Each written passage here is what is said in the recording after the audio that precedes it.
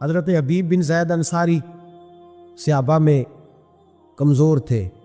صاحب عزد الغابہ نے لکھا ہے کہ یہ 11-12 بچوں کے باپ تھے اور مدینے سے کھجوریں خریدتے تو سر کے اوپر ٹوکرا رکھ کے دیہاتوں میں بیچنے جاتے. کہتے بیچنے جاتے، غریب آدمی تھے. جب مسلمہ کذاب نے نبی پاک صلی اللہ علیہ وسلم کو خط لکھا نا کہ میں بھی نبی ہوں معاذ اللہ، تو آپ بھی نبی ہیں تو شراکت کر لے معاذ اللہ. اس نے جب اس قسم کے الفاظ میں خط لکھا تو اللہ کے حبیب نے جواب لکھا، فرمایا میں تو سچا رسول ہوں، تو کذاب ہے. مجمع تھا صحابہ کا. نبی پاک نے فرمایا بھی میری ناموس پہ پہرا دینا ہے، یہ خط لے کے جانا ہے، کون جائے گا؟ تو صحابہ کہتے ہیں پیچھے بیٹھے تھے اور کھجوریں کھا رہے تھے. فٹافٹ اٹھے، غریب آدمی، 11 بچے، میرا روپ بھی نہیں تو میرا رنگ بھی نہیں تو مینو یار مناؤ تا ٹنگ بھی نہیں. غریب آدمی فٹافٹ اٹھے اور پادو کھڑا کر کے کہنے لگے سونیا کسی اور کی ذمہ نہ لگانا، میں جاؤں گا. کہتے جب وہ بولے تو کہ منہ سے کھجور کے بقیہ حصے نکلے، صحابہ کچیروں پہ گرے. تو ایک صحابی کہنے لگے پہلے کھا تو لے پھر بات کر لینا. تو کہنے لگے اگر کھاتے کھاتے ڈیوٹی کسی اور کی لگ گئی تو، اگر کوئی نمبر اور لے گیا تھا، میں نے تو فٹافٹ کیا نا کہ نمبر میرا لگے. نبی پاک نے خط دیا، گھوڑا دیا، نیزہ دیا، فرمایا جا، رستہ بڑا کٹھن ہے، ذرا دھیان کرنا. عرض کی محبوبہ تو قبول فرما لے اور پھر میرا جانا دے. تنے تنہا مسلمہ کذاب کے دربار میں سے ایک شخص بعد میں مسلمان ہوا. وہ روایت کرتے ہیں، کہتے ہیں تنے تنہا کھڑے ہوئے، یوں نیزہ گاڑا، وجود پہ کپڑے غریبوں جیسے، پر چہرے پہ اطمینان امیروں جیسا.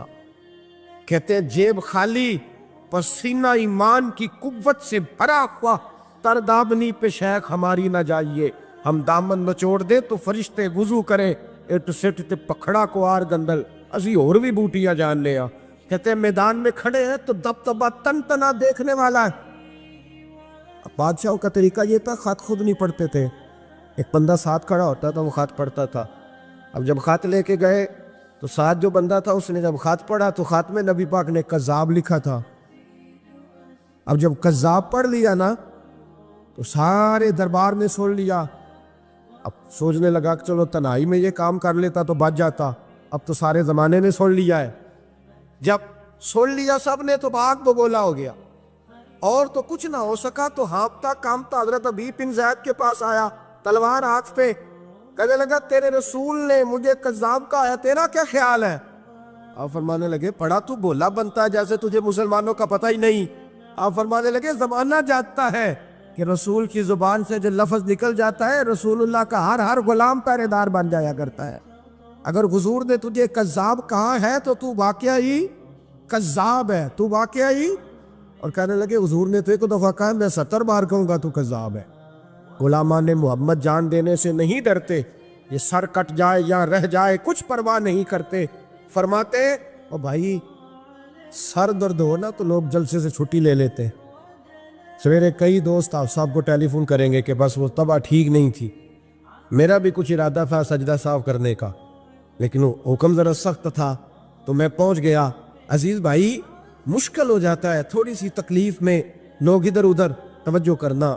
یہ کہاوت نہیں، داستان نہیں، یہ اس زمین نے بھی دیکھا ہے، آسمان نے بھی دیکھا ہے، فرشتوں نے آسمان کے دروازے کھول کے دیکھا ہے، یہ رنگ دھرتی نے دیکھے ہیں. حضرت حبیب بن زید انصاری نے یوں ہاتھ اٹھایا، بھائی زخم لگ جائے سنی پلاسٹ والا نہیں بیٹھ سکتا. تلوار ماری مسلمہ نے، پورا ہاتھ کٹ کے زمین پہ گر گیا، فوارہ نکلا خون کا. چشم تصور سے سوچنا کس قدر کراہ رہے ہو گے درد سے. کہنے لگا اب تیرا کیا خیال ہے؟ تو آپ فرمانے لگے خیال وہی ہے، ساڑھے نبی دی زبان ساڑھے واسطے قرآن، خیال وہی ہے جو تجھے بتا دیا. دوسرا ہاتھ اٹھایا تو اس نے وہ بھی کاٹ ڈالا، زمین پہ گر گئے، آواز پست ہو گئی. بظاہر کمزوری پر ایمان کی قوت اسی طرح تازے ہے. اس نے لا کے نہ پیر رکھا آپ کے سینے پہ، کہنے لگا بول. تو کہتے ایک دفعہ جوش کے ساتھ کے بیٹھے، کہنے لگے تو پاگل ہو گیا ہے، مجھے قتل بھی کرے گا تو میرا رواں رواں پکارے گا کہ میں رسول اللہ کے ناموس کا پہرے دار ہوں اور یہ پہرا میں دیتا رہوں گا. وہ کچا رنگ للاری والا جیڑا چڑھدا لیندا رہندا، اے عشق تیرے دا رنگ محمد چڑھ جائے پھر نہیں لیندا. فرمایا یہ کوئی کچی بات ہے، ایسے ہی گزر جاؤ. ادھر حضرت حبیب بن زید انصاری کی روح پرواز کی۔ حضرت انس کی مالک فرماتے ہیں یہاں مدینے میں مصطفیٰ کی داڑھی مبارک پہ آنسو گرنے لگے، حضور روئے۔ ہم نے اچانک یا رسول اللہ کیا ہوا؟ تو محبوب نے فرمایا میرا حبیب شہید ہو گیا ہے اور حوریں ساری جنت کے دروازے کھول کے اس کا استقبال کرنے کے لیے کھڑی۔ میرے بھائی ناموس رسالت کی پہرے داری، خوگر حمد سے تھوڑا سا گلا بھی سن لے، ہمیں تھوڑا تھوڑا شکوہ ان لوگوں سے بھی ہے جسے دین کے نام پر میری طرح عزت پاتے پلتے ہیں، انہیں اس معاملے میں کردار تھوڑا زیادہ ادا کرنا پڑے گا، اب کسی اور وقت کا انتظار نہ کریں۔ حضرت ابو درداء رضی اللہ تعالیٰ عنہ فرماتے ہیں نبی پاک صلی اللہ علیہ وسلم نے مجھے بلایا، میں حاضر خدمت ہوا تو حضور کے چہرہ انور پر میں نے خفگی دیکھی، ناراضگی دیکھی، تو میں دیکھ کے ہی بڑی تشویش میں آیا۔ پھر فوراً میں نے سوال کیا، میں نے کہا حضور آپ مجھ سے ناراض ہیں؟ نبی پاک صلی اللہ علیہ وسلم نے جب لفظ کہے تو فرماتے ہیں میں کانپنے لگا، مجھے دن کے اجالے میں اندھیرا نظر آنے لگا۔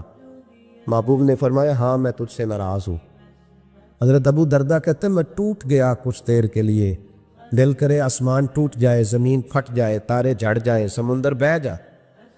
میں تڑپنے لگا، میں نے کہا حضور کیا ہوا، کیوں ناراض ہے؟ تو محبوب پاک نے فرمایا آج سویرے میں نے تجھے دیکھا ہے تو کل ہی سے گزر رہا تھا حضور گزر رہا تھا، اور میں تیرے ساتھ ابو بکر صدیق بھی تھے، حضور تھے۔ تو فرمایا پھر تجھے خیال نہیں آیا تو میرے ابو بکر کے آگے آگے چل رہا تھا، تجھے خیال ہی نہیں آیا تو ابو بکر صدیق کی عظمت کو نہیں سمجھا؟ فرمایا اس دنیا میں نہ کسی پہ سورج طلوع ہوا نہ غروب ہوا جو میرے ابو بکر صدیق سے افضل ہو، تو اس کو۔ اور علامہ اسماعیل حقی نے تفسیر روح البیان میں حدیث لکھی ہے، ایک نوجوان نے آ کے عرض کیا تھا یا رسول اللہ میرے رزق میں برکت نہیں، جو کام کرتا ہوں فلاح ہو جاتا ہے، تو میرے نبی پاک نے فرمایا سفید داڑھی والے بزرگوں کے آگے آگے نہ چلا کر، ان کے پیچھے رہا کر، اللہ تیری روزی میں برکت پیدا فرما دے گا۔ یہ جو بے ادبی ہے نا، بے ادبی یہ نقصان دیتی، یہ نقصان دیتی ہے۔ خاموش ہے دل بھری بزم میں چلانا نہیں اچھا، ادب پہلا کرینہ ہے محبت کے کرینوں میں۔ ادب بڑا ضروری ہے، اگر ادب نہیں تو کچھ بھی نہیں۔ اگر انسان تعظیم کرنا نہیں جانتا تو وہ تو کسی حد کا پابند ہی نہیں، اور جو آدمی جھکنا نہیں جانتا وہ تو مردہ ہے، اس لیے کہ جو اکڑ جاتا ہے وہ مردہ ہوتا ہے، جس میں لچک ہوتی ہے وہی تو زندہ ہوتا ہے۔ تو بھائی ادب آج پوری دنیا میں امت مسلمہ کے حکمران سوچ رہے ہیں، پورے اسلامی ممالک کے سفیر اکٹھے کر کے وزیر داخلہ سامنے بٹھائے، اور پھر وہ کہنے لگے بڑی جلدی ہم منت کرنے والے ہیں، ہم اقوام متحدہ کی منت کریں گے کہ ہمارے نبی پاک علیہ السلام کی بے ادبی ہو رہی ہے تو ذرا ہماری سنو۔ یہاں نا کسے باشد میں ساری جماعتوں کو ایک نظر سے دیکھتا ہوں، یہاں کسی جماعت کے لیڈر کے بارے میں بات کرو تو سویرے تماشا لگ جاتا ہے، روڈ پہ اسمبلی میں مکے چلنے شروع ہو جاتے ہیں، اور رسول اللہ صلی اللہ علیہ وسلم کی ناموس کی بات ہوتی ہے تو وہ لوگ جن کو آپ لائنوں میں لگ کے ووٹ دیتے ہیں وہ لوگ اس پر کمنٹس کرنا بھی پسند نہیں کرتے، دو جملے کہنے بھی پسند نہیں کرتے۔ سنو جناب ابو بکر صدیق رضی اللہ تعالیٰ عنہ کا فتویٰ کیا ہے۔ حضرت ابو بکر صدیق رضی اللہ تعالیٰ عنہ کو جناب عمر نے آ کے مشورہ دیا، کہا جناب حالات اچھے نہیں ہیں، محبوب کے وصال ظاہری کو تھوڑا وقت گزرا ہے اور کئی قسم کے لوگ بغاوت کر رہے ہیں، وہ مسلمہ کذاب جس نے ختم نبوت میں نقب لگایا ہے، آپ تھوڑی مہلت دیں، ذرا تھوڑا اس کو موقع دے، وہ بے ادب تو ہے پر ذرا تھوڑا موقع دے اس کو، تھوڑے حالات صحیح ہو جائیں گے تو پھر مقابلہ کر لیں گے اس کا۔ حضرت ابو بکر صدیق نے جناب عمر فاروق جیسے شخص کو گھورا، فرمایا عمر تجھے تیری ماں روئے، اسلام لانے سے پہلے تو سخت تھا، تجھے کیا ہو گیا ہے؟ فرمایا میں مدینے میں اکیلا بھی رہ گیا اور جنگل کے درندے آ کر میری بوٹیاں بھی نوچ کے لے گئے، پھر بھی میں رسول اللہ کی عزت کے ناموس کے تحفظ کے لیے میدان میں اکیلا کھڑا ہونا ہوتا، مجھے کسی شخص کی پرواہ اور حکمران کا شکوہ کیا کرنا۔ یہاں گھی کا ریٹ زیادہ ہو جائے تو ہمارے ہر پھٹے پہ ایک ٹاک شو لگ جاتا ہے، ہر چوک میں ایک بحث ہونے لگتی ہے، پھر ریٹ۔ یہاں کل کو سیاسی بیان داغ دے گا تو دیکھنا کس طرح لوگ، لیکن ناموس رسالت کے مسئلے میں نا وہ جس طرح 4 5 10 اینکر ہیں ہمارے ملک کے، وہ بیچارے اپنی تنخواہ سیدھی کرتے ہیں، وہ کہتے ہیں نبی پاک صلی اللہ علیہ وسلم نے تو اپنے بے ادب کو معاف کیا، حضور نے تو اپنے بے ادب کو معاف کیا، نبی پاک نے تو اپنے نافرمان۔ او خدا کے بندے کیسی بات کر رہا، کس قسم کا شخص ہے تو؟ او اللہ کے بندے، نبی پاک نے اپنے بے ادب کو معاف کیا، کسی صحابی نے نبی پاک کے بے ادب کو معاف نہیں کیا۔ اگر کسی غلام نے معاف کیا تو بتلا۔ اور رسول اللہ صلی اللہ علیہ وسلم نے بھی اس کو معاف کیا جو چھپ چھپا کے در رسول پہ آ گئے، ورنہ تو میرے حبیب نے فرمایا میرا بے ادب اگر کعبے کی دیوار کے ساتھ بھی لپٹا ہوا ہو تو وہاں سے نکال بھی قتل کر دو، اس لیے کہ دنیا میں سب سے بڑا فتنہ پرور وہ ہے جو رسول اللہ کی بے ادبی کرتا ہے، وہ فتنہ پرور۔ میرے بھائی، نبی پاک صلی اللہ علیہ وسلم کے ساتھ امت کا جو رشتہ ہے وہ وارفتگی کا رشتہ ہے، وہ جنون کا رشتہ ہے، جنون کا۔ قرآن مجید نے کہا یا ایھا النبی انا ارسلناک شاہدا ومبشرا ونذیرا، اے محبوب ہم نے آپ کو خوشخبری دینے والا، ڈر سنانے والا، حاضر ناظر، گواہ بنا کے بھیجا ہے، لتؤمنوا باللہ ورسولہ، تاکہ لوگ اللہ پر ایمان لائیں، اس کے رسول پر ایمان لائیں، وتوزروہ وتوقروہ، اور پھر آپ کی تعظیم اور توقیر کریں، وتسبحوہ بکرۃ واصیلا، پھر صبح و شام اللہ کی پاکی بیان کریں۔ تعظیم رسالت مآب، نبی پاک کا ادب۔ ہم نے تو ان ماؤں کا دودھ پیا ہے جن ماؤں نے کسی حدیث میں نہیں پڑھا تھا۔ ہم نے آج تک نہیں سنا کسی ممبر سے یہ آواز آئی ہو کہ اذان ہو تو سر پہ دوپٹہ لے لینا چاہیے، لیکن میرے دیہات کی ان پڑھ اماں بھی ٹی وی پہ اذان بھی شروع ہوتی ہے تو کہتے ٹھہر جاؤ، پہلے مجھے دوپٹہ لا کے دو، میرے محمد کا نام آنے لگا ہے، میرے رسول پاک صلی اللہ علیہ وسلم کا نام آنے لگا۔ میرے تو دیہات کی ان پڑھ اماں بھی مصطفیٰ کریم کا ادب کرنا جانتی، ہم نے تو ان ماؤں کا دودھ پیا۔ او بھائی، نبی پاک صلی اللہ علیہ وسلم کی امیر ملت سنوسیہین بانی پاکستان حضرت پیر سید جماعت علی شاہ صاحب محدث علی پوری رحمۃ اللہ علیہ، آپ فرماتے ہیں جب پاکستان کی تحریک چل رہی تھی نا تو ہم لوگ پاکستان کے حق میں تقریریں کرتے اور ہندو پنڈت جو تھے وہ پاکستان کے مخالف تقریریں کرتے۔ تو اب تو خیر گنگا ہی الٹی بہ گئی ہے نا، اب تو ہمارے بہت سارے کالم نویس لمبے چوڑے کالم لکھ کے اینڈ پہ لکھتے ہیں کہ ریاستوں کا مذہب نہیں ہوتا، مذہب انسانوں کا ہوتا ہے، ملکوں کا مذہب نہیں ہوتا۔ اور خدا کے بندے، اگر ملکوں کا مذہب نہیں ہوتا تو پھر میرے رسول پاک صلی اللہ تعالیٰ علیہ وسلم اسلامک اسٹیٹ مدینے کو کیوں قرار دیتے؟ پھر حدود حرم کے اندر غیر مسلم کا داخلہ منع کیوں ہوتا؟ اگر مذہب ہی نہیں ملک کا تو یہاں لوگ اس قسم کی اسٹیٹمنٹ دیتے۔ امیر ملت علیہ رحمہ فرماتے ہیں کہ ہمیں یہ نہیں کہا گیا تھا کہ پاکستان سیکولر بنے گا، اگر سیکولر کی بات ہوتی تو علماء کو قربانیاں دینے کی کیا ضرورت؟ ہمیں تو بتلایا گیا تھا کہ پاکستان کا مطلب کیا؟ لا الہ الا اللہ محمد رسول اللہ صلی اللہ علیہ وسلم۔ ہمیں تو بتایا گیا تھا وہ ملک بنے گا جس میں حضرت عمر بن عبدالعزیز کے ماننے والے آئیں گے، وہ ملک بنے گا جس میں حضرت عمر فاروق کو لیڈر سمجھنے والے آئے، حضرت ابو بکر صدیق کو فالو کرنے والے لوگ آئے۔ ہمیں تو یہ بتلایا گیا۔ حضرت جناب سیدنا پیر جماعت علی شاہ صاحب کہتے ہم تقریریں کرتے تھے تو ہندو پنڈت جو تھے وہ خلاف تقریریں کرتے۔ ایک جگہ ہندوؤں کا جلسہ تھا، کانگریس کے حمایتی لوگ تھے، تو کہتے وہاں سارے ہندو تھے، مسلمان کوئی نہیں تھا۔ تو ہندو پنڈت نے نا معاذ اللہ نبی پاک صلی اللہ علیہ وسلم کی شان میں کوئی بے ادبی کر دی۔ کہتے وہاں کوئی اور نہیں تھا، ایک ملنگ تھا، وہ پیچھے بیٹھ کے نا تو دوری ڈنڈے کے ساتھ اپنا پہ کام کر رہا تھا۔ توجہ ہے میری بات پر آپ دوست؟ میری بات کی سمجھ آ رہی ہے ہم آپ کو؟ وہ پیچھے سے اٹھا اور جانے کہاں سے اسٹیج پہ چڑھ گیا اور اس نے نا پنڈت کے سر پہ 2-3 ڈنڈے مارے۔ کہتے پنڈت فوت ہو گیا وہیں۔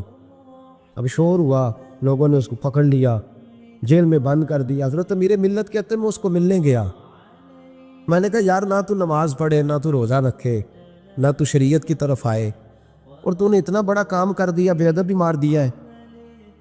تو کہتے اس شخص نے وہ جواب دیا جو لاکھوں محدثین کے اقوال کی تشریح تھا، جو سینکڑوں مفسرین کی آراء کا لب لباب تھا۔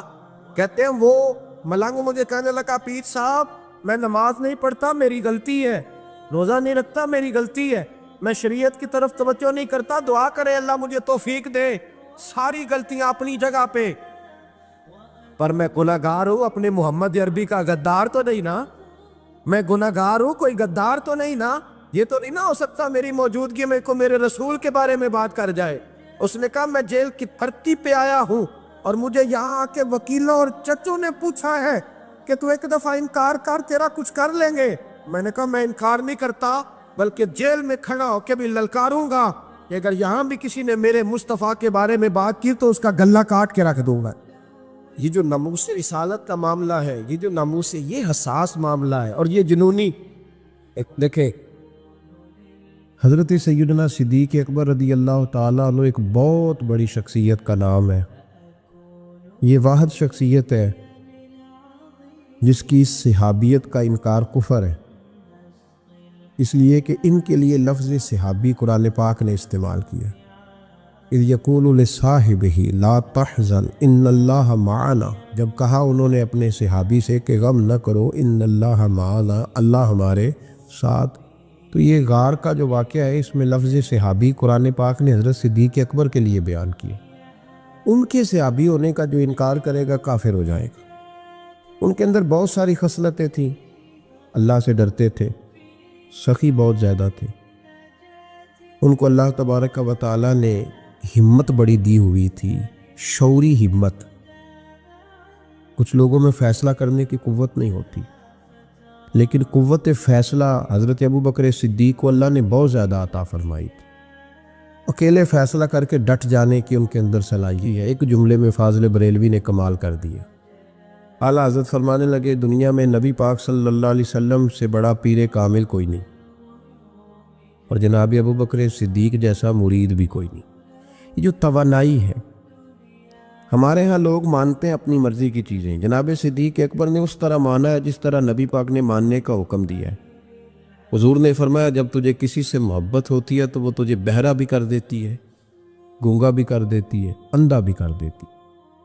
نہ انسان محبوب کا نقص دیکھ سکتا ہے، نہ سن سکتا ہے، اور نہ کبھی اس کی زبان سے وہ جملہ ادا ہو سکتا ہے۔ جس کو محبت ہو، جس نے بات سن لی وہ بھی محبت میں کچا ہے، جس نے بیان کر لی وہ تو فیل ہے نا، بالکل ہی وہ تو ناکام ہو گیا، اور جس نے دیکھ لی، اوہو ایسا نہیں کرنا چاہیے تھا، اس نے بھی ابھی پیار نہیں کیا۔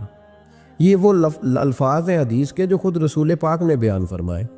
نبی پاک صلی اللہ علیہ وسلم نے فرمایا، محبت آدمی کو اندھا بھی کر دیتی ہے، بہرا بھی کر دیتی ہے، گونگا بھی کر دیتی ہے۔ جب محبت ہوتی ہے تو پھر انسان کو کوئی ایسی چیز نظر، ابو جہل نے محبوب پاک علیہ السلام سے کہا، معاذ اللہ، مجھے تو آپ کی طرح کا شخص کوئی نظر ہی نہیں آتا، یعنی اس نے کمزور لفظوں میں کہا۔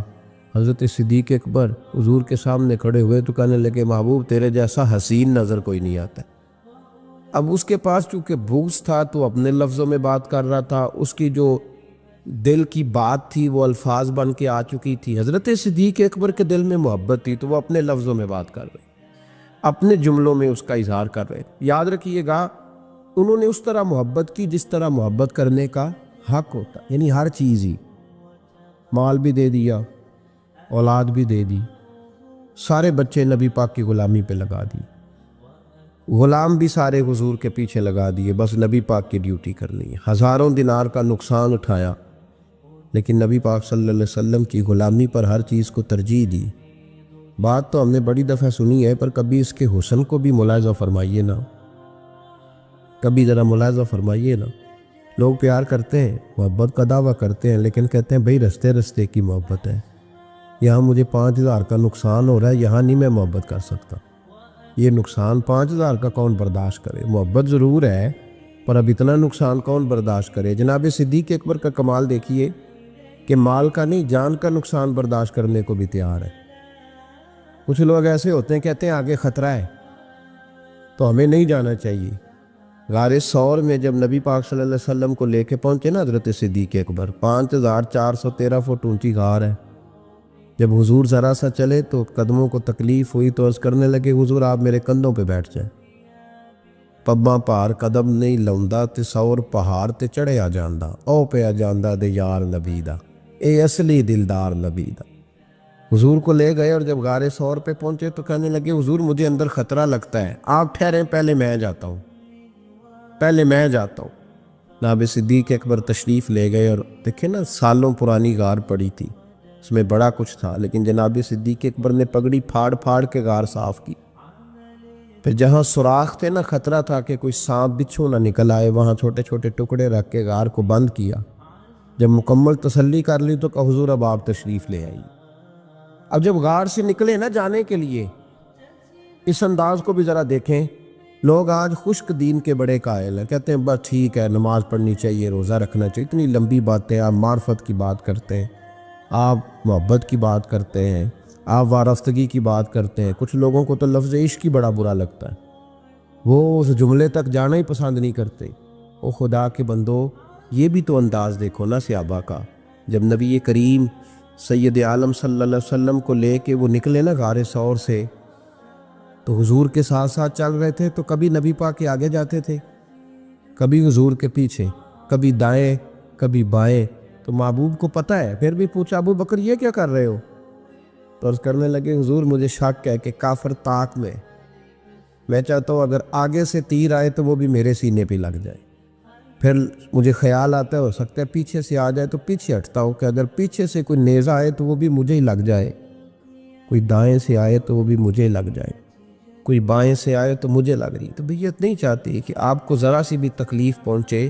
یہ ذائقہ جب نبی پاک کے لیے لوگوں کے دلوں میں پیدا ہوتا ہے تو پھر اللہ تبارک و تعالیٰ دین کی روشنی روح تک عطا فرما دے. امام فخر الدین رازی نے لکھا ہے، سینکڑوں سال پہلے کے مفسر، اب تو لوگ سارا کچھ کھاتے میں ڈال دیتے ہیں نا کچھ مخصوص لوگوں کی. امام فخر الدین رازی نے لکھا، دیکھیں بات بڑی سادی سی ہے، لیکن حضرت ابوبکر صدیق کا بھی اپنا ذائقہ ہے. حضور نے انگوٹھی دی، کہا جاؤ اس انگوٹھی پہ نا اللہ کا نام لکھوا لاؤ. پہلے یہ بتائیے کہ چھوٹے چھوٹے کام اتنے بڑے بڑے لوگوں کو بھی بتائے جاتے ہیں. یہاں تو پانی پلانے کے لیے اور بندہ ہوتا ہے جو تھوڑا سیانہ ہوتا ہے، وہ کہتا ہے یہ میری ڈیوٹی تو نہیں نا، میں تو صاحب ہوں، مجھے تو خود میں آیا ہوں مجھے پانی پلایا جائے، آپ یہ کیا کہہ رہے ہیں میں پانی پلاؤں؟ حضرت ابوبکر صدیق رضی اللہ تعالیٰ عنہ کو نبی پاک کام بتاتے تھے، اپنے ذاتی چھوٹے کام جو کوئی بچہ بھی کر کے آ سکتا ہے، لیکن یہ بھی میرے محبوب کی محبت ہے. فرمایا جو میری ذات کے تعلق سے کام ہوگا وہ میرا ابو بکر ہی کر کے آئے گا. جناب صدیق اکبر کو انگوٹھی دی، فرمایا جاؤ اس پہ اللہ کا نام لکھوا لاؤ. امام فخر الدین رازی نے لکھا ہے جناب صدیق اکبر گئے، کہتے ہیں میں نے لکھنے والے سے کہا کہ اللہ کا نام لکھ دو. پھر میری طبیعت نے گوارا نہ کیا کہ صرف اللہ کا لکھاؤں. میں نے کہا یار اس طرح کرو ساتھ میرے مصطفیٰ کا بھی لکھ دو. حضور کا حکم کیا ہے؟ تو حضرت ابوبکر کیا کہتے ہیں؟ یہاں لوگوں کو بڑا شکوہ ہے، کہتے ہیں آپ جناب بڑھا کے حضور کی شانے پہ اتنی بات کہو جتنی ہے، حد میں رکھو. اور میں نے کہا بیوقوف تو حضور کی حد بتا دے نہ ہم وہیں تک رہ جائیں گے. بلغ العلا بے کمال ہی کشف الدجا بے جمال حسنت جمیع خصال صلو علیہ وآلہ. وہ حد بتا ہم حد تک رہیں گے. نبی پاک صلی اللہ علیہ وسلم نے کہا میرا نام لکھو، اللہ کا نام لکھواؤ. جناب صدیق اکبر نے ساتھ حضور کا بھی لکھوا لیا. واپس لائے نا حضور کو انگوٹھی دی تو اس پہ لکھا تھا اللہ، محمد اور ابو بکر. تو حضور نے فرمایا ابو بکر یہ تو نے کیا کیا؟ میں نے کہا تھا اللہ کا لکھوا لا، تو میرا بھی لکھوا لایا اپنا بھی. جناب صدیق اکبر چونک گئے. امام فخر الدین رازی نے لکھا چونکے، عرض کرنے لگا یا رسول اللہ میں نے آپ کا نام تو لکھوایا ہے، میری طبیعت گوارا نہیں کرتی تھی کہ اللہ کا ہو اور آپ کا نہ ہو، خدا کا ذکر کرے ذکر مصطفیٰ نہ کرے، ہمارے منہ میں ہو ایسی زبان خدا نہ کرے. کہا حضور اللہ کا نام تو آپ نے کہا تھا اور میں نے ساتھ گوارا نہیں کیا کہ آپ کا نہ ہو تو میں نے لکھوا لیا ہے، باقی اپنا میں نے نہیں لکھوایا. حضور واللہ میں نے نہیں لکھوایا. محبوب ابھی بات سو نہیں رہے تھے کہ جبریل امین حاضر ہو گئے. عرض کرنے لگے یا رسول اللہ رب فرماتا ہے ابو بکر گوارا نہیں کرتا کہ میرے نام سے آپ کا نام جدا ہو، تو رب گوارا نہیں کرتا کہ آپ کے نام سے ابو بکر کا نام جدا ہو. لہذا ابو بکر نے آپ کا لکھوایا ہے اور ابو بکر کا رب کریم نے لکھوا دیا ہے.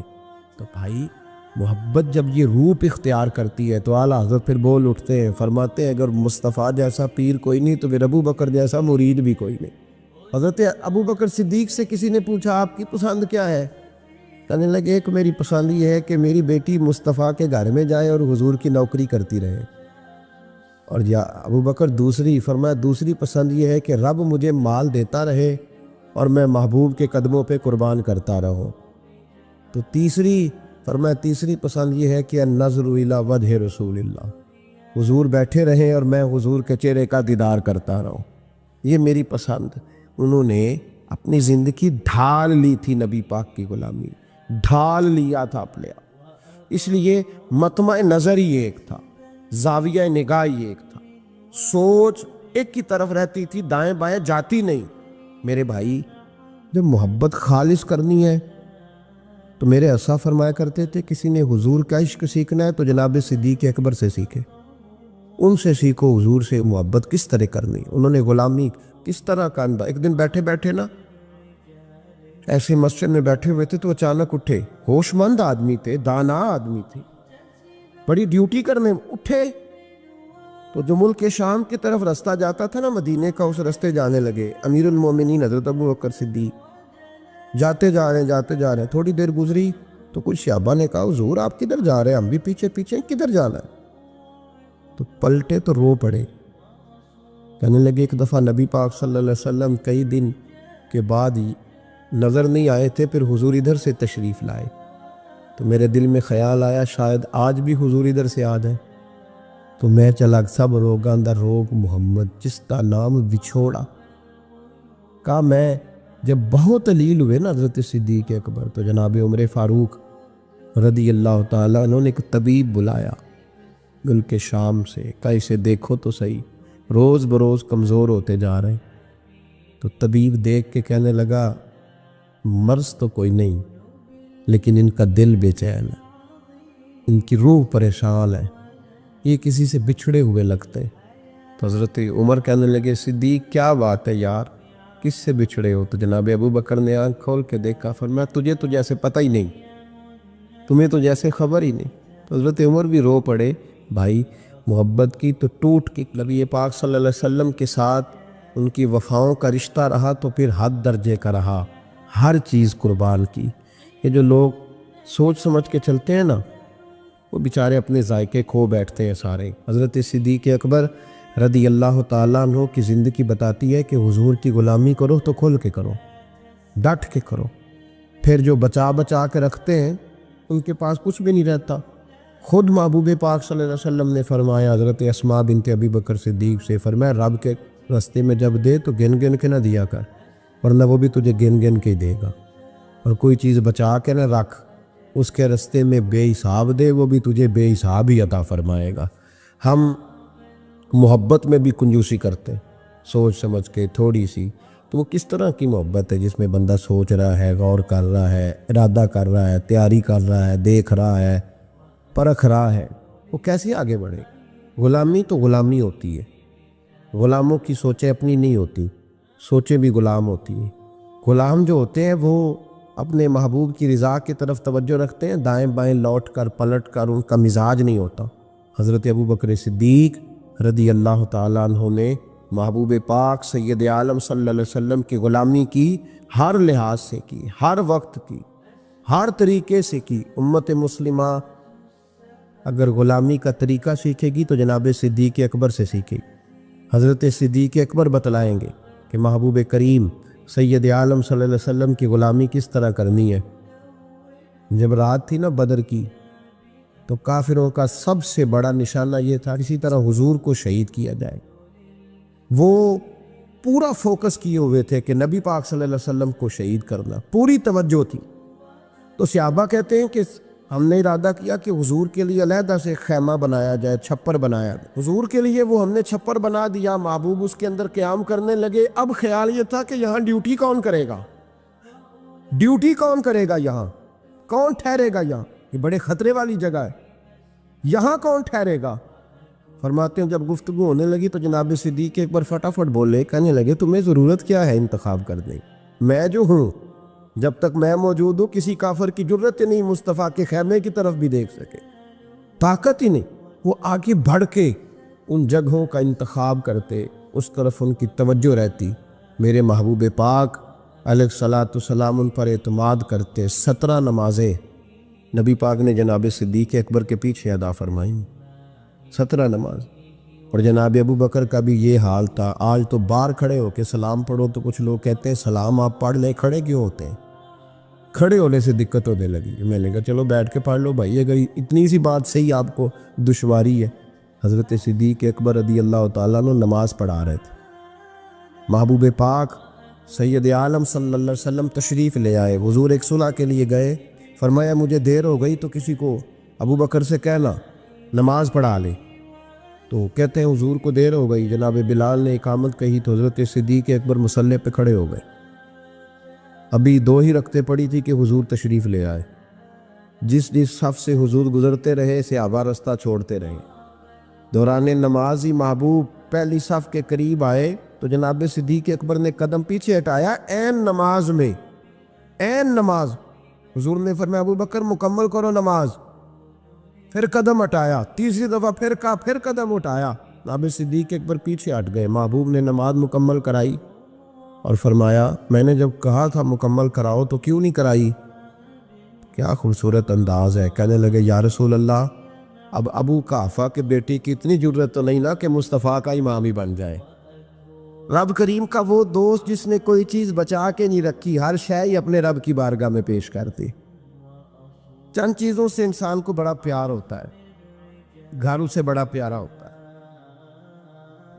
وہ بڑا خوبصورت ہوٹل، 5 سٹار ہوٹل میں رہا. وہ اسلام آباد گیا، کسی سفر پہ گیا تو بڑے اعلیٰ قسم کے اس کو کھانے ملے، بڑی چیزیں ملیں. لیکن کبھی دائیں کروٹ کبھی بائیں کروٹ. تو ساتھ بیڈ پہ دوست تھا تو اس نے کہا صاحب سو جاؤ. تو اس نے کہا یار جو مزہ اپنے گھر میں سونے کا ہے وہ کسی اور جگہ تھوڑی ہے. گھر بڑا پیارا ہوتا ہے، انسان لگاؤ ہوتا ہے. جس بے تکلفی سے، سکون سے، آرام سے انسان اپنے گھر میں وقت بتاتا ہے کہیں اور مشکل ہو جاتا ہے. دوسرا، انسان کو اولاد بڑی پیاری ہوتی ہے. بڑی عجیب شے ہے. نہ ہو تب بھی بڑا دکھ ہے اور ہونے کے بعد بھی اس کی بڑی آزمائش ہے. یہ بڑی ایک میٹھی چیز ہے. اولاد ایک بڑا عجیب سا میوہ ہے. پتہ نہیں یہ کس انجیکشن کا نام ہے کہ چھاتی پر چڑھ جائے تو اللہ سکون عطا فرما دیتا ہے. پتہ نہیں کس ٹھنڈی دولت کا نام رب کریم نے اولاد رکھا. بڑی پیاری ہوتی ہے اولاد. پھر تیسری چیز انسان کی اپنی جان ہے اور یہ اتنی قیمتی شے ہے کہ اللہ کریم نے فرمایا کہ اگر تیری گردن پہ کوئی آدمی پستول رکھ کے، تلوار تیرے گلے پہ رکھ کے کہے نا کہ رب کا انکار کر دے ورنہ مار دوں گا، تو فرمایا وقتی طور پہ میری ذات کا انکار کر پر جان بچا جا. اگر تو مرنے کے قریب ہو گیا ہے اور حرام شے کھائے بغیر تو بچ نہیں سکتا، مر جائے گا، تو فرمایا چل تو اس طرح کر حرام کھا کے جان بچا. پر جان بچانا فرض ہے، ضروری ہے. وطن بڑا پیارا، اولاد بڑی پیاری، جان بڑی پیاری. اور حضرت ابراہیم سے رب کریم نے فرمایا چل ابراہیم کوئی چیز دے. تو کہا یا اللہ تینوں ہی تیرے نام پہ قربان کرتا ہوں. تیری ہوئی ساری، ہر شے تیری. حضرت ابراہیم نے دین کے لیے، آپ شہر بابل کے قریب پیدا ہوئے تھے، وہاں سے مصر آئے، مصر سے فلسطین آئے اور فلسطین سے آ کر کے کعبہ آباد فرمایا. زندگی سفروں میں گزری. سفر ایک تکلیف والی چیز ہے، پر حضرت ابراہیم نے وطن چھوڑ دیا، گھر چھوڑ دیا. جان بڑی عزیز ہوتی ہے.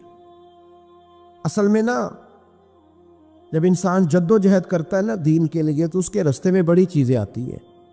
کبھی اولاد، کبھی گھر، کبھی باہر، کبھی حکومتیں، کبھی سیاستیں، کبھی چدراہٹیں. اس کے رستے میں بڑا کچھ آتا ہے اور اسے ہر چیز کو فیس کرنا پڑتا ہے. گھر کے اندر بھی جنگ ہوتی ہے اور گھر کے باہر بھی لڑائی ہوتی ہے.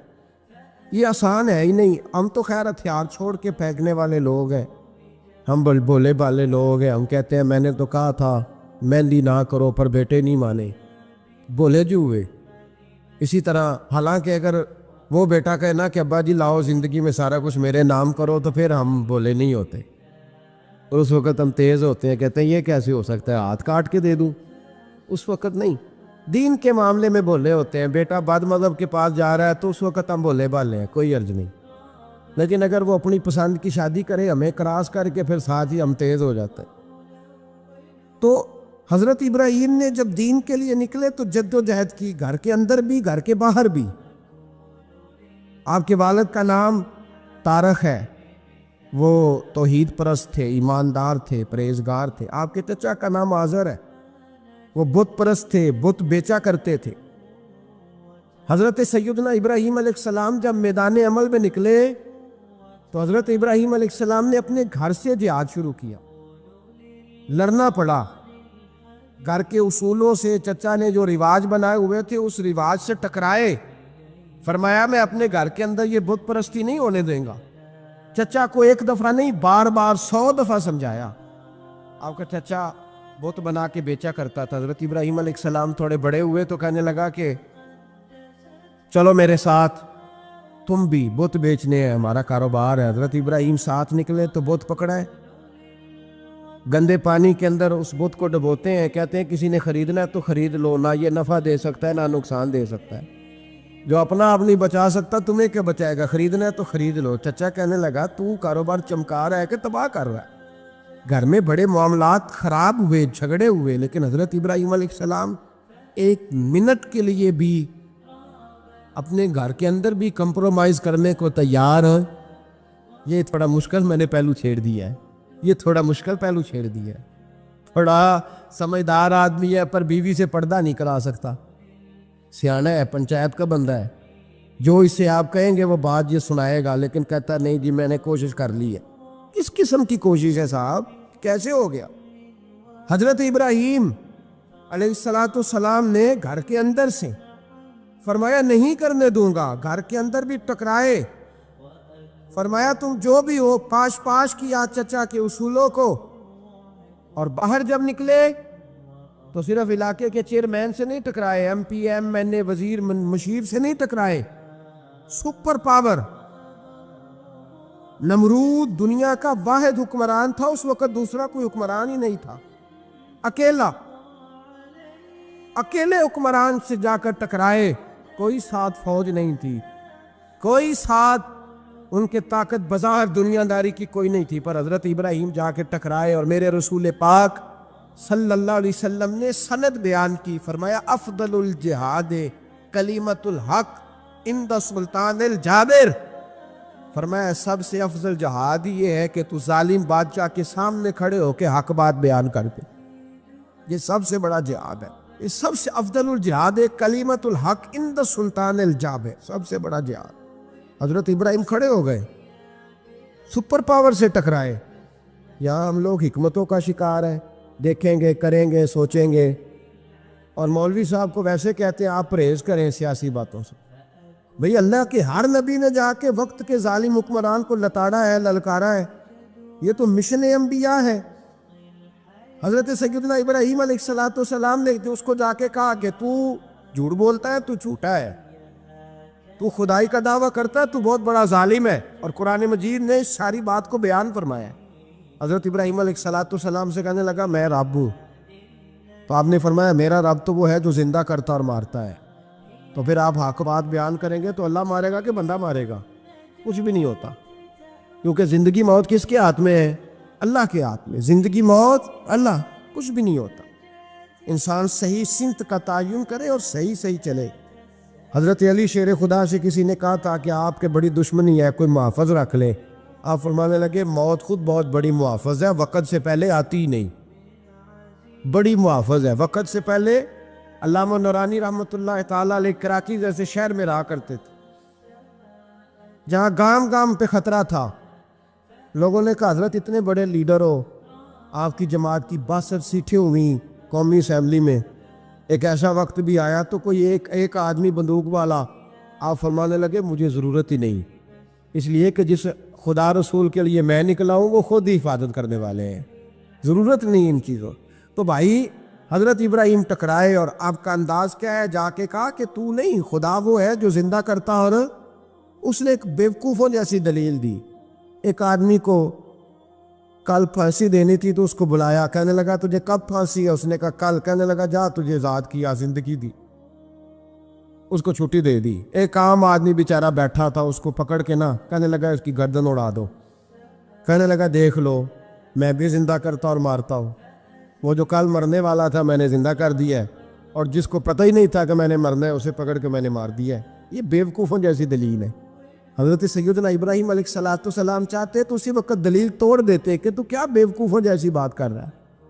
اگر تو زندگی دیتا ہے تو مرے ہوئے میں جان ڈال کے دے جس کو تو نے مارا ہے. لیکن حضرت ابراہیم نے دیکھا کہ بیوقوف ہے، بیوقوفوں سے بحث نہیں ہوتی، دلیل بدل لی جاتی ہے، ان کی عقل کے مطابق بات کی جاتی ہے۔ حضرت ابراہیم فرمانے لگے میرا رب وہ ہے جو سورج مشرق سے نکالتا ہے اور مغرب میں غروب کرتا ہے، تو اگر رب ہے تو تو مغرب سے نکال کے مشرق میں غروب کر۔ فبہت الذی کفر، کافر لاجواب ہو گیا، اس کے پاس اس چیز کا کوئی جواب نہیں تھا۔ علامہ اسماعیل حقی نے خوبصورت فقرہ لکھا ہے، خوبصورت جان ڈال دی ایک جملہ کہہ کے۔ حضرت سیدنا علامہ اسماعیل حقی رحمۃ اللہ علیہ فرمانے لگے چونکہ نمرود بیوقوفوں جیسی باتیں کر رہا تھا، اگر وہ یہ کہہ دیتا نا کہ میں سورج کو نکالتا ہوں مشرق سے، میں غروب کرتا ہوں معاذ اللہ مغرب میں میں نکالتا ہوں، تو آپ اپنے رب سے کہیے کہ وہ مغرب سے نکال کے مشرق میں غروب کرے۔ علامہ اسماعیل حقی فرماتے ہیں رب کریم کی آواز قدرت تھی، مالک حضرت ابراہیم علیہ السلام کے اس اگر وہ کہہ دیتا اور حضرت ابراہیم دعا کر دیتے تو رب کریم نے فرشتوں کو تیار بٹھایا ہوا تھا، فرمایا اگر یہ کہہ دے میرے خلیل سے کہ سورج مغرب سے نکال کے مشرق میں غروب کرنا ہے تو تیار رہنا، جس طرح خلیل کہیں گے ویسے ہی کر دیں گے۔ واتخذ اللہ ابراہیم خلیلا، ابراہیم ہمارا دوست جو ہوا، جیسے کہے گا ویسے کر دیں گے۔ حضرت سیدنا ابراہیم علیہ السلام کی باتوں کا جب جواب نہ دے سکا، دلیل نہیں بندہ دیتا، پھر لڑائی کرتا ہے، پھر جھوٹے موٹے اعتراض کرتا ہے۔ دلیل ختم ہوتی ہے تو لوگ ذاتیات میں اترتے ہیں، کہتے ہیں یہ کھانستا صحیح نہیں، دیکھتا صحیح نہیں، دلیل ختم، اب ذاتیات پہ اترے، کہنے لگے مجھے پتہ چلا ہے کہ یہ فلانی جگہ گیا تھا تو وہاں جا کے اس نے اس طرح کیا ہے۔ پھر لوگ ذاتیات پہ اترتے ہیں، جب دلیل کا جواب دلیل سے نہیں دے پاتے پھر ذاتیات پر اتر کر حملے کرتے ہیں۔ حضرت ابراہیم کی دلائل کا جواب نمرود نہ دے سکا تو کہنے لگا کہ اس کو آگ میں ڈال دو۔ قوم گئی ہوئی تھی ساری، آپ نے بات سنی ہوئی ہے، میں نے صرف اشارہ دینا ہے، میلے پہ تو حضرت سیدنا ابراہیم علیہ السلام نے سارے بت توڑ دیے، کلاڑا بڑے بت کی گردن پہ رکھا، واپس آئے کہنے لگے بت کس نے توڑے ہیں؟ تو فرمایا اس سے پوچھو جس کی گردن پہ کلاڑا ہے۔ کہنے لگے یہ تو بول ہی نہیں سکتا، تو فرمانے لگے بڑے بیوقوف ہو، جو بولتا ہی نہیں، سنتا ہی نہیں، اپنا آپ نہیں بچا سکتا، اس کی پوجا کرتے ہو۔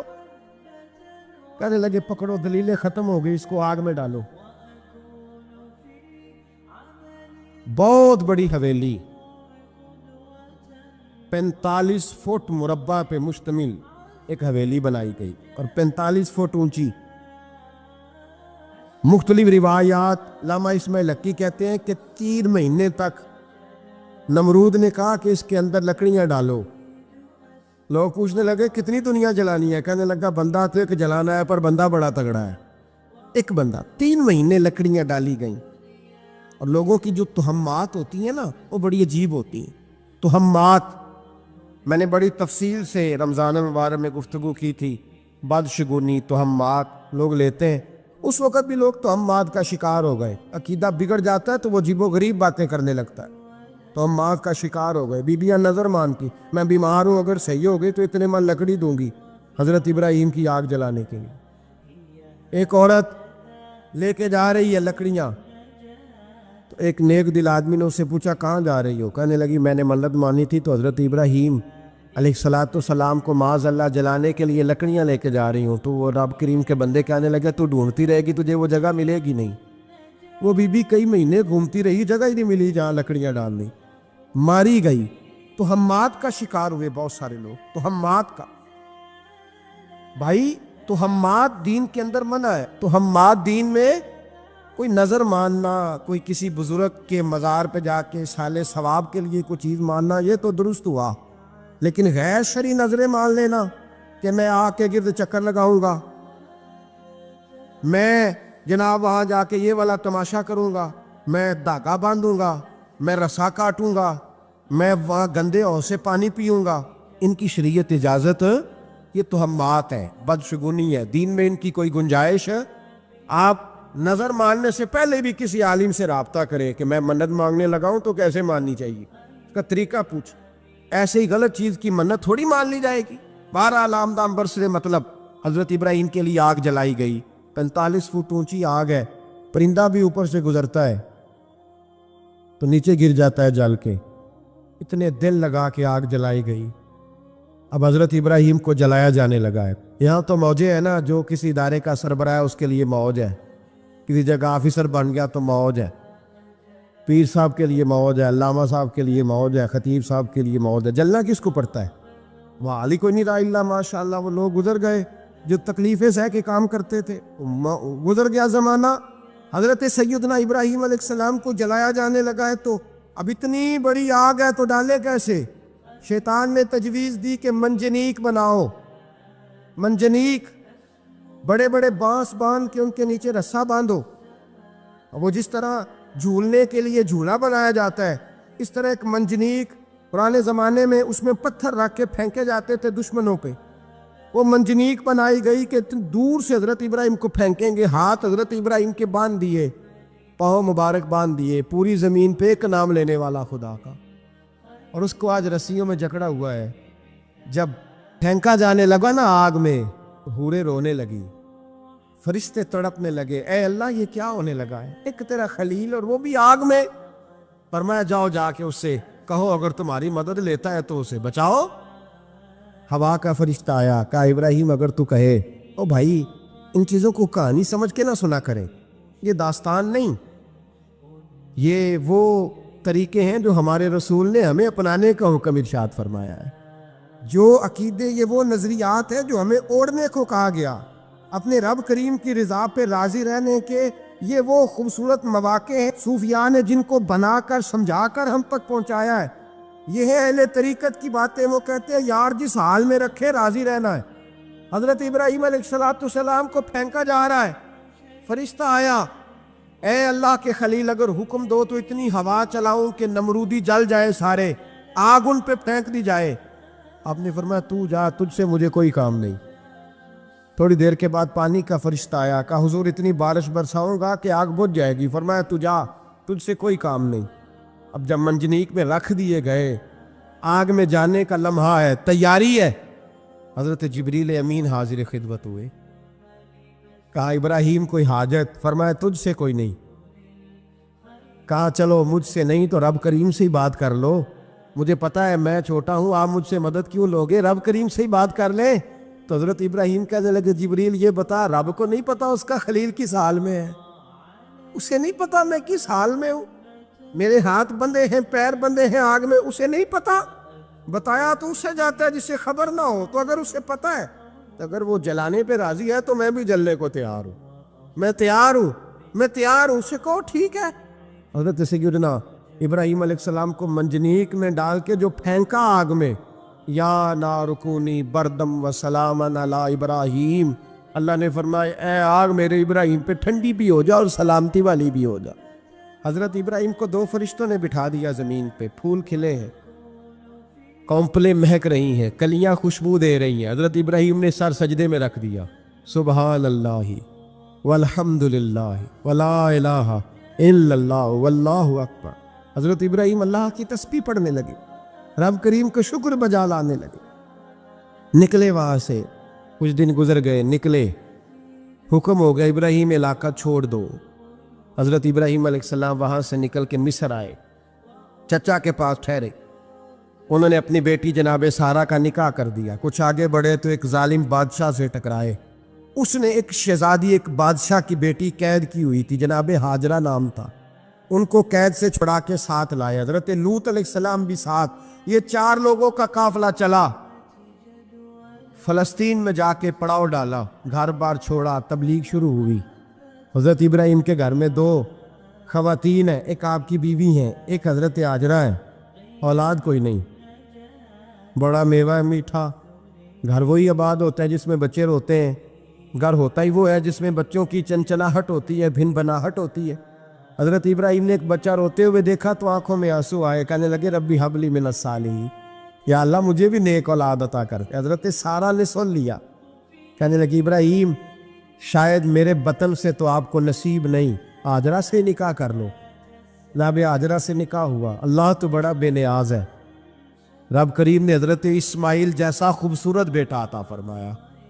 بیٹا کالا سیاہ بھی ہو تو سینے کی ٹھنڈک ہوتا ہے، پر یہ تو وہ بیٹا ہے جس کی پیشانی میں نور محمدی چمکتا ہے، صلی اللہ علیہ وسلم. حضرت سیدنا اسماعیل اتنے خوبصورت. اب جس بیوی کے یہاں بیٹا تھا بیٹھنا اٹھنا بھی زیادہ اس کے پاس, آنا جانا بھی اس کے پاس, توجہ ادھر ہو گئی. جناب سارا رشک کرنے لگی. ایک دن کہنے لگی اسے چھوڑ آ جنگل میں, وادی غیر ذی زرع مکے کے پاس. بھائی ایک بیٹا عالم دین بنا لو. کہنے لگا روٹی کہاں سے کھائے گا؟ تیرے 5 بیٹے ہیں کو حافظ قرآن بنا کے تو روٹی کہاں سے کھائے گا؟ وہ بچہ بھی کہتا ہے میں کہاں سے کھاؤں گا. حضرت ابراہیم علیہ السلام تو چند مہینے کا بچہ چھوڑ آئے تو کہاں سے روٹی کھائی حضرت اسماعیل نے؟ کہاں سے کھائی ان کی اماں نے روٹی؟ اوکے مر جاتے ہیں یہ سارے. میں بڑی ذمہ داری سے کہا کرتا ہوں کہ جتنی خوبصورت روٹی اللہ کریم دین کے خادموں کو عطا کرتا ہے شاید کسی اور کے نصیب ہوتی ہو, لیکن ہم لوگ توجہ ہی نہیں کر رہے. ہمارا ذوق ہی نہیں بڑھ رہا. ہم یہ محنت ہی نہیں کر رہے کہ قوم کو مستند علماء کی ضرورت ہے. علاقوں کے علاقے خالی ہیں, ادھر ہمارا مزاج ہی نہیں بن رہا, توجہ ہی نہیں دین کی خاطر. اور پھر چلے بچے تو بعد کی بات ہے نا, جو ابھی خود جوان ہے وہ بھی یہ دعا. ایک صاحب مجھے کہنے لگے میں دعا مانگ رہا ہوں اللہ مجھے بیٹا دے تو میں اسے دین پہ لگاؤں گا. تو میں نے کہا آپ بھی بوڑھے نہیں ہوئے, آپ خود ہی لگ جائیں.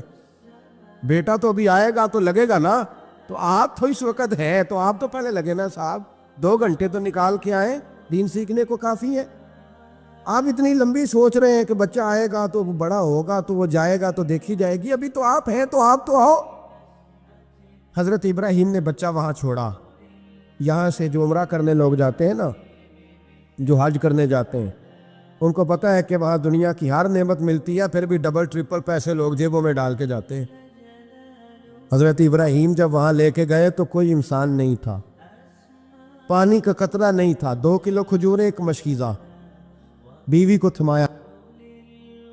ہمارے گھر میں ہزاروں چیزیں پڑی ہیں لیکن وہ جو توکل ہے نا وہ ختم ہو گیا. اللہ دے گا, حلال حلال پہ قناعت کرے, جائز جائز پہ بھروسہ کرے, رب کریم عطا کرنے والا ہے, وہ مزاج ختم ہو گیا. حضرت سیدنا ابراہیم علیہ السلام 2 کلو کھجوریں, ایک مشکیزہ پانی کا دے کر کے, اور وہاں بٹھایا آپ نے اپنے بچے کو اور اپنی زوجہ جناب ہاجرہ کو, اور بٹھا کر کے یہ واپس پلٹنے لگے تو حضرت ہاجرہ سلام اللہ علیہ نے آواز دی, کہا ابراہیم کس کے سہارے پہ چھوڑ کے جا رہے ہیں؟ جہاں آب زمزم کا کنواں ہے نا, جو لوگ گئے ہیں جنہوں نے صفا مروہ کی صحیح کی ہے, صفا مروہ سے باہر نکلے نا, سرکار کی ولادت کا مقام ہے, اس جگہ پہ آب زمزم کا کنواں تھا. وہاں حضرت سیدنا ہاجرہ کو بٹھایا. کوئی چیز نہیں, کوئی درخت نہیں, کوئی کھیت نہیں, کوئی پانی نہیں, کوئی کنواں نہیں, وہاں بٹھایا اور بٹھا کر کے نکلنے لگے تو جناب ہاجرہ فرمانے لگی ابراہیم کس کے سہارے پہ چھوڑ کے جا رہے ہیں؟ کہنے لگے اللہ کے سہارے پہ. تو پاک باز بی بی نے ایک لفظ پوچھا, کہا ابراہیم یہ میرے رب کا حکم ہے؟ یہ میرے, بس جن کا عقیدہ توحید مضبوط ہو ان کے لیے ایک جملہ کافی ہوتا ہے, یہ میرے اللہ کا حکم ہے. تو جناب ابراہیم علیہ السلام فرمانے لگے ہاجرہ ہاں رب کا حکم ہے. جب یہ لفظ کہے تو چاہیے تھا نا حضرت ابراہیم تسلی دیتے, تو بی بی صاحبہ تسلی دینے لگی, عرض کرنے لگی ابراہیم اگر اللہ کا حکم ہے تو پھر آپ ہماری فکر نہ کرنا. اگر یہ رب کا حکم ہے تو پھر ہماری فکر نہ کرنا. جس رب نے ہمیں یہاں تک پہنچایا ہے وہ ہمیں کبھی بھی ضائع نہیں فرمائے گا, پھر فکر نہ کرنا. حضرت ابراہیم آ گئے. یہ بات آپ نے سنی ہوئی ہے, اشارہ کرنا مقصود ہے.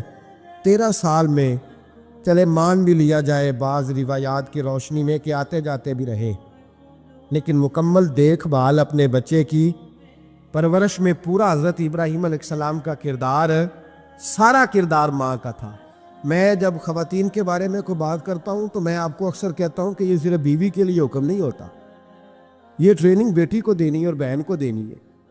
یہ تربیت کرے اپنے گھر میں. میں تجربے کی روشنی میں یہ بات عرض کیا کرتا ہوں کہ بھائی بچے باپ کے فرما بردار اس وقت ہوتے ہیں جب اماں انہیں باپ کا فرما بردار کرتی ہے, اور بچے باپ کے نافرمان بھی تب ہوتے ہیں جب اماں انہیں باپ کا. میں نے اپنے کانوں سے سنا ایک دفعہ ایک بچہ اپنے باپ سے کہہ رہا ہے آپ نے تو ساری زندگی باہر گزار دی, پیسے کمانا کون سا مشکل کام, دکھ سکھ تو سارے اماں نے برداشت کیے, سکولوں میں وہ جاتی تھی, فلانا کام وہ کرتی تھی, فلانا کام. اب یہ سوچ اس کی ذاتی تو نہیں, یہ اس کو دی گئی ہے.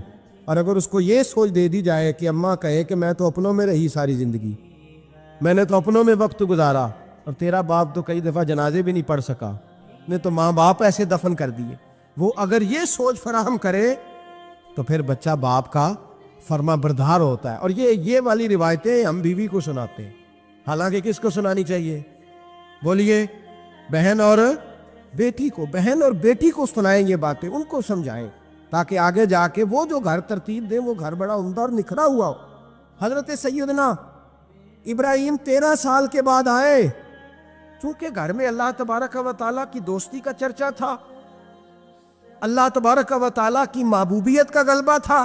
13 سال کے بعد فلما بالغ معہ السعی، بیٹا جب اتنا بڑا ہوا کہ ساتھ چلنے لگا، تو حضرت ابراہیم نے اپنے بیٹے کو بلا کے کہا، بیٹا مجھے خواب آئی ہے، میں تجھے ذبح کر رہا ہوں، تیری کیا رضا ہے؟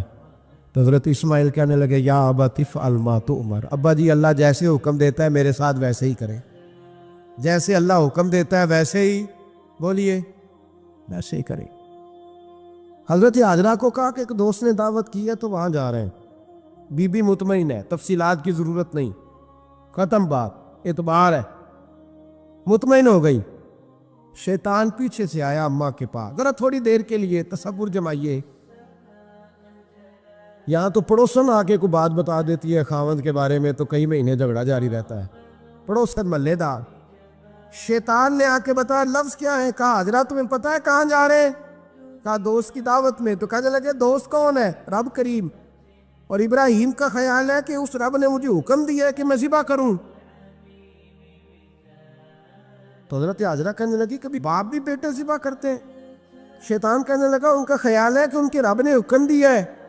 جناب حاجرہ فرمانے لگی اگر رب نے حکم دیا تو پھر تو مجھے شیطان لگتا ہے، تو مجھے شیطان لگتا ہے۔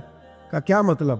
فرمانے لگی اگر رب کریم کا حکم ہے تو میرے پاس ایک اسماعیل ہے، اگر 1000 بھی ہوتے میں سارے اللہ کے راستے میں پیش کر دے دیتی، مالک کا ہی تو ہے سارا کچھ، اسی کا ہے، اس میں لیت اللہ کی کیا گنجائش؟ حضرت سیدنا ابراہیم علیہ السلام نے بیٹے کے حلق پہ چھری رکھ بھی دی اور چھری چلا بھی دی، رکھ بھی دی، اور وہ تو اللہ کریم نے فرمایا یا ابراہیم قد صدقت الرؤیا، ابراہیم تو نے خواب سچا کر دکھایا، وہ قیامت تک تیرا نام رہے گا۔ حضرت ابراہیم نے وطن بھی دیا، جان بھی دی، بیٹا بھی، اللہ کریم نے دمبے دیے، فرمایا یہ فدیہ ہے۔ اب یہ قربانی قیامت تک حضرت ابراہیم کے طریقے کے مطابق جاری ہے۔ حضرت ابراہیم بہت بڑے مہمان نواز تھے، بہت بڑے۔ آپ جب مصر میں قیام تھا تو بڑے بڑے لمبے چوڑے لنگر پکتے تھے، لوگ آیا جایا کرتے تھے، بڑا تفصیل کے ساتھ کھانا ہوتا تھا۔ مہمان نوازی آپ کی خاص صفت مبارکہ ہے، ہمارے ہاں بھی مہمان نوازی ہوتی ہے امیروں کی، بلکہ اب تو مہمان نوازی اس طرح کی ہے کہ کل تیری میرے پاس دعوت ہے اور پرسوں میری تیرے پاس ہے، وہی امیروں میں وہ چکر رہتا ہے، پارٹیاں دوست ایک دوسرے کو ڈالتے ہیں، تیری طرف پارٹی تیری طرف، اور اسی انداز میں اب یہ عید آئے گی نا، ٹکا پارٹیاں ہوں گی جگہ جگہ، اور لوگ سوال پوچھنے لگے ابھی سے، کہتے ہیں قربانی کا کتنا گوشت گھر رکھنا جائز ہے؟ قربانی کا کتنا گوشت گھر رکھنا جائز ہے؟ سارا ہی جی، اس لیے فریزر لے لے، فریج سے نہیں کام چلے گا، سارا ہی جائز گھر رکھنا، سارا ہی جائز ہے، رکھ لے۔ او خدا کے بندے، قربانی وہ بندہ دیتا ہے جو سارا سال ہی گوشت کھاتا ہے، صحیح کہہ رہا ہوں؟ قربانی صاحب نصاب، صاحب استطاعت بندہ دیتا ہے نا، تو وہ سارا سال ہی گوشت، تو سارا گھر میں رکھنا بھی جائز ہے، لیکن سارا دے دینا بھی، تو جو آ رہی ہے اس پہ کیوں توجہ کرتے ہو؟ جو دوسرا جائز ہے اس پہ کیوں نہیں عمل کرتے؟ سارا تقسیم کر دیں، بات ختم ہوئی۔ یقین کریں محرم میں جا کے دوست ٹیلی فون کر کے سوال پوچھتے ہیں، کہتے ہیں صاحب سنا ہے قربانی کا گوشت محرم میں کھانا جائز نہیں، میں کہ نہیں، ربیع الاول چ بھی جائز دے، رجب رمضان تک کھاؤ، کوئی بندہ نہیں منع کرتا، اس لیے کہ کسی کو دینا تو پسند ہی نہیں، یا پھر اس میں سے جو خاص چیزیں ہیں وہ اپنی فریج میں، اور باقی جو ہے وہ دوسروں کے لیے۔ یہ کیا طریقہ ہے ہمارا؟ اور اسی پہ عمل ہے۔ اللہ تبارک و تعالی ہمیں سمجھنے کی توفیق عطا فرمائے۔